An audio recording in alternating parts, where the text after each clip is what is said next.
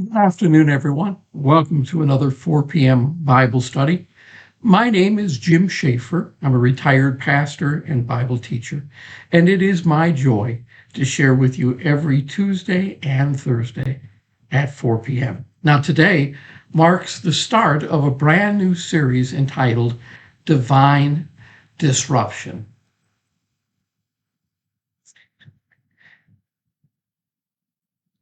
This series has been rumbling around in my mind for quite a number of weeks, and I'm excited to begin to share with you today. I'm convinced that Christianity is a disruptive force in the world today. The birth of Jesus was disruptive to the Roman Empire. The Bible disrupts our ideas and our thoughts. Church attendance disrupts our week. The cross is a disruption in our life, as was the empty tomb. Every time we share the message of Jesus Christ with someone, it disrupts their day and hopefully their entire life. Christianity is, and I believe always has been, a disruption. Now, you may be saying, well, how in the world is Christianity a disruption? Well, that's going to be the focus of our time together here during this series. Let's just take a quick moment and see who might have joined us today for the live portion of our Bible study. If you're watching this after the fact on Facebook, or you're perhaps watching it on my YouTube channel, let me simply say welcome. I am delighted that you are here, and I hope that God is blessing your life. Let's take a quick look here and see if I can see if anyone is with us.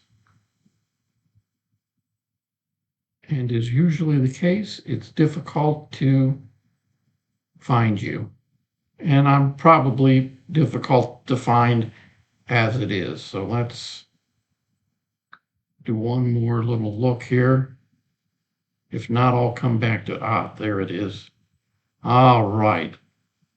Hello, Jackie Snyder. I'm glad you're here. Robin Sharkey, delighted that you are here as well. Jeff Pugh, good afternoon. I'm glad you're here.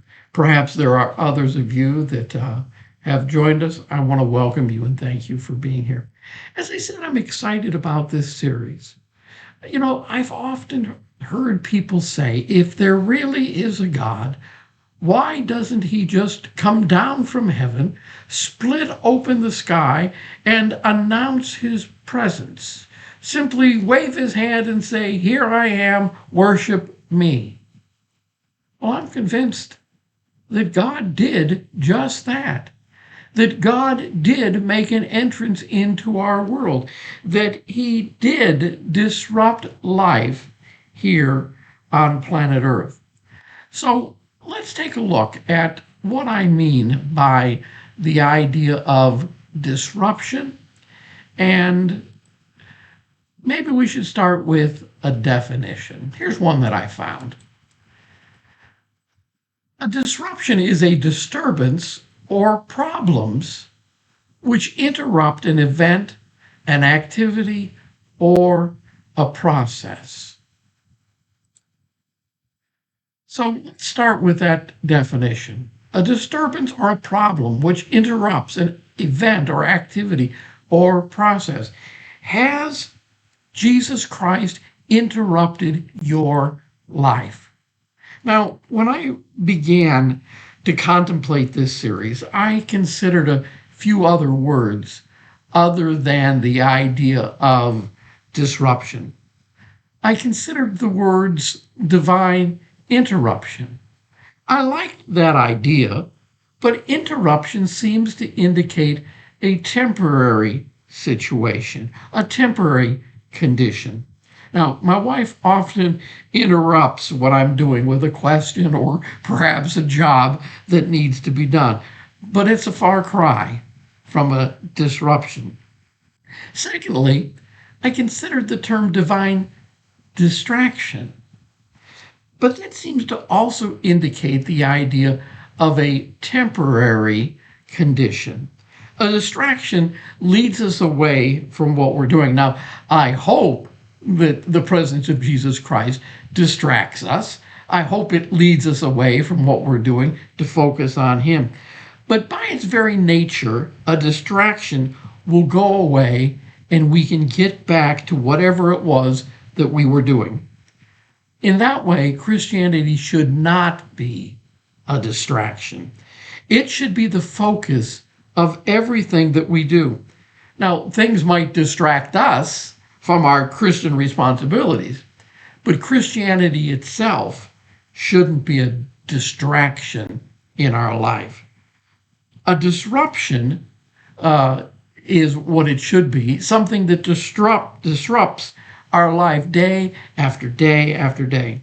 God is a living entity that invades our life and affects every aspect of it. Now, that brings us to the third term, the idea of divine invasion. I like that because God did enter into human history in the person of Jesus Christ. It was an invasion of sorts. But once again, the word invasion seems to carry with it the idea of something that happened long ago or at one point in time. I believe that God continues to invade or continues to disrupt our life. Invasion is something that isn't ongoing, but disruption is. My biggest problem with the term disruption is that it seems to have a negative connotation. It is for this reason that I was looking for a little different definition of disruption, and I found that in the business world, the term disruption has a positive connotation. A product or an idea that is considered disruptive is changing the world in a positive way. Certain technological advancements disrupt the status quo and change the way we do things. We've seen that in our life over and over and over again. Perhaps the second definition that was there for disruption will help us to see this. It says disruption is also the action of completely changing the traditional way that an industry or market operates by using new methods or technologies. I mean, think about this. When Jesus Christ entered into our world, and more importantly, when he disrupted your life, when he came into your life and he set up shop, when he became the Lord of your life, didn't it completely change the traditional way of your life, of what you do and how you act and what you thought and where you went and what you did? I believe that is exactly what Christianity is. It is a divine disruption. So really, it's to that end that I'm using this idea of disruption in this series. Christianity always has been a divine disruption. When people encounter the living God in their lives are changed forever. Now, Jesus was disruptive. Do you remember instances in the Bible? In fact, let me take just a moment and you give me what you feel are some of the times that Jesus was disruptive. Take a minute and make some comments in the chat there. I see that Gene Messenger has joined us. Good afternoon, Gene. I'm glad that you're here. Take a moment. Do you remember any instances where Jesus was extremely disruptive? And while you do that, I'll take a sip.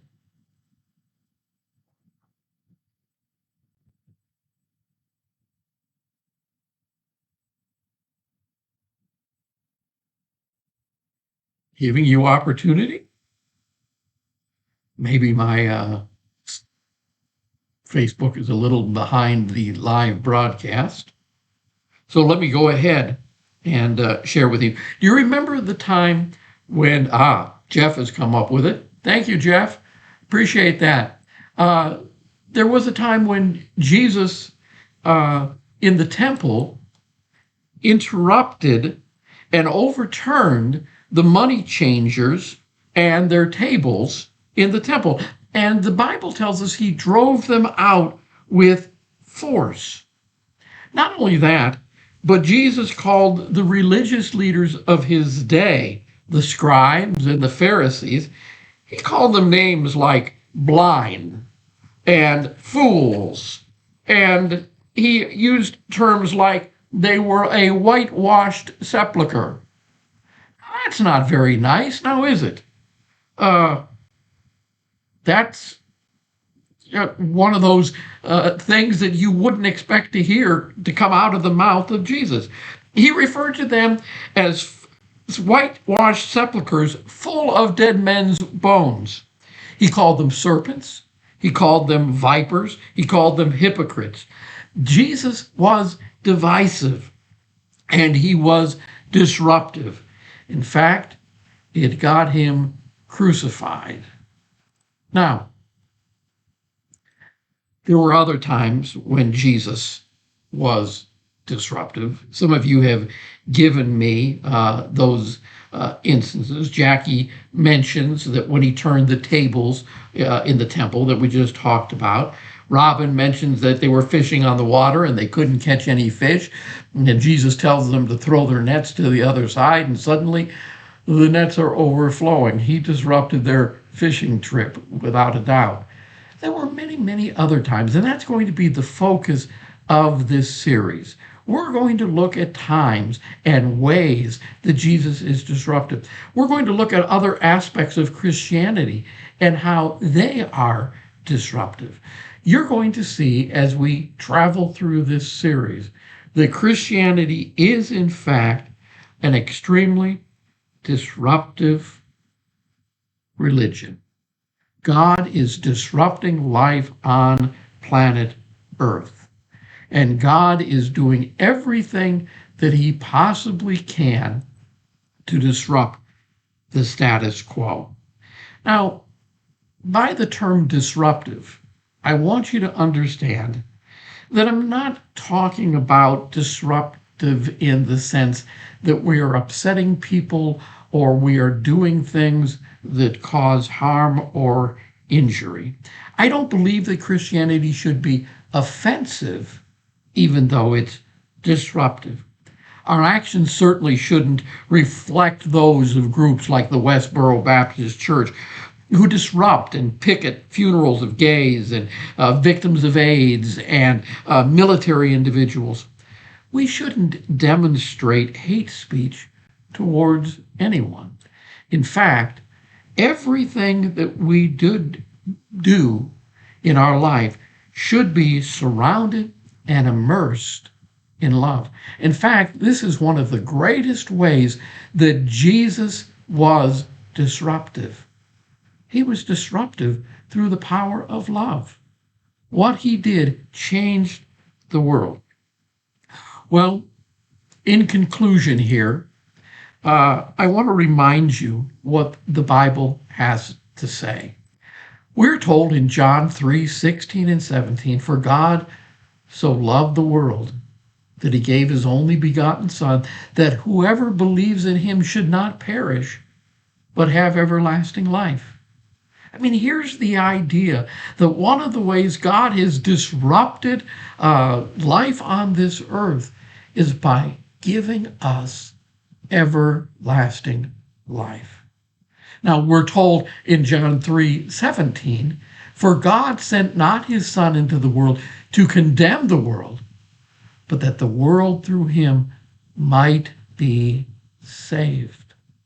That is God's desire, is to save the world, to save you, to make your life better, to realize that Jesus Christ has the answers for all that is troubling us.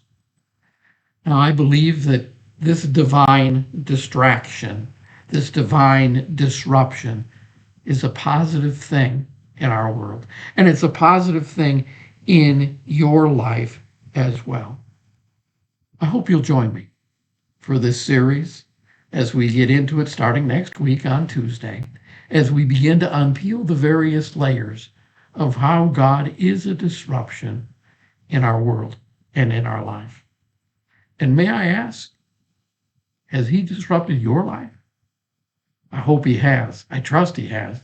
And I hope that as we continue through this series, you're going to find that he desires to disrupt your life over and over and over again in a very positive, powerful way. Finally, I'd like to encourage you to take a moment to go to the address that is on the screen there, www.youtube.com/@JimSchaefer8933/playlists. If you will do that, subscribe to the YouTube channel. That way you will be alerted every time I drop a new video. And that is every Tuesday and Thursday. And in addition, I am going back and I am adding all of the previous videos that I had done on Facebook over the last few years. I am just about complete uploading all of the videos on finding Jesus in the Psalms. And so you're going to find a growing collection there on my YouTube channel. Thank you very much. I see a lot of great comments. I appreciate that. Robin Sharkey mentions how he saved the woman who was getting ready to be stoned from being killed when she was caught in the act of adultery. Absolutely excellent examples. And we'll be including these and, of course, a lot more as we continue this series. I hope you all have a wonderful day and a wonderful week. I did request prayer for myself last week. I will let you know I spent all day in the emergency room on Sunday, have had doctor's appointments on Tuesday and Wednesday. I think things are going to be moving in the right direction. I certainly hope so. But I appreciate you. I appreciate your prayers and your concern. And again, I hope you have a wonderful weekend. And I will see you all on Tuesday. God bless you.